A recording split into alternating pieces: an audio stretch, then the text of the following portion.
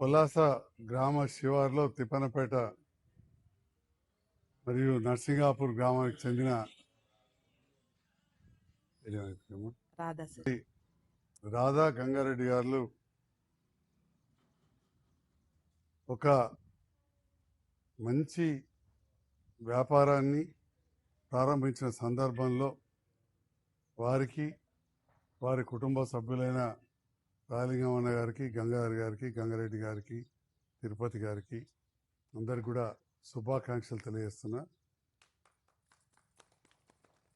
యువతి యువకులు ఒకే విధానంగా పోకుండా ఇప్పుడు నూతనంగా మళ్ళీ కొంత పాత పద్ధతిలో స్వచ్ఛమైన నూనె, పిండి, మిర్చి పొడి, పసుపు పొడి ఇట్లాంటివన్నీ కూడా కొంత ఆధునీకరణను జోడించి తయారు చేసి సమాజానికి స్వచ్ఛమైన ఆహార పదార్థాలను అందించడం చాలా అభినందనీయం. ఈ సందర్భంలో రాధా గారిని, గంగారెడ్డి గారిని, వాళ్ళు ప్రోత్సహిస్తున్న గంగారన్నను, రాలింగంను, తిరుపతి గారిని, వారి కుటుంబ సభ్యులకు ప్రత్యేకంగా అభినందనలు. మన ప్రాంతంలో ఒక కాలంలో పెద్ద ఎత్తున పల్లి,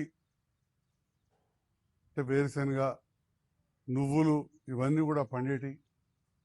గానుగలు కట్టి గ్రామాన కావచ్చు, జగిత్యాల పట్టణంలో ఈ ఎడ్ల గానుగతోటి స్వచ్ఛమైన నూనె తీయడం, ఆ తర్వాత ఆ మిగిలిన పిండిని చిలక పిండిగా మాట్లాడుతూ అప్పుడు పశువులకు ఒక బలమైన ఆహారంగా ఇచ్చేవాళ్ళు.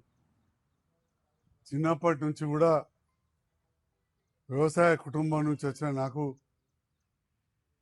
దగ్గరనే అంతరంగం అవడం వల్ల వ్యవసాయం పైన చాలా పెద్ద ఇంట్రెస్ట్ ఉండి మా పాత ఇంటి టవర్ దగ్గర సారగమ్మ సంధిలో గాండ్ల గంగారాం ఇంటికి పోయి ఆడ గానగ దగ్గర కూర్చునే వాళ్ళం. అక్కడ పోయి పెద్ద బండి నిండా చిలకపిండి తీసుకుందరు.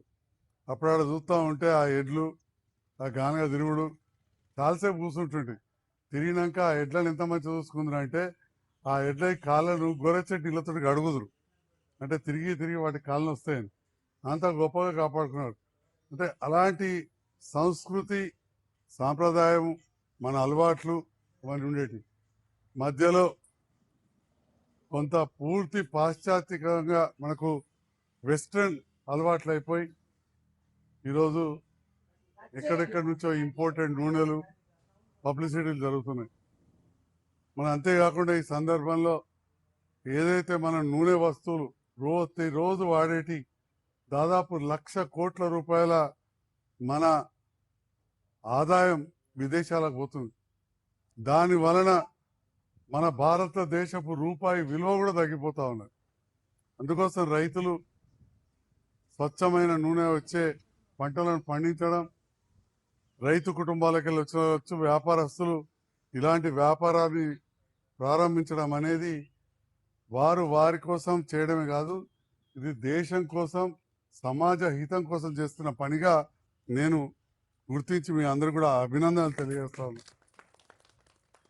ఇలాంటి కుటీర పరిశ్రమలు చిన్నగా ప్రారంభించి పెద్ద ఎత్తున ఎదగాలని చెప్పి నేను మనస్ఫూర్తిగా భగవంతుని ప్రార్థిస్తూ మరొకసారి రాధా గారికి, వారి కుటుంబ సభ్యులకు అభినందనలు, శుభాకాంక్షలు.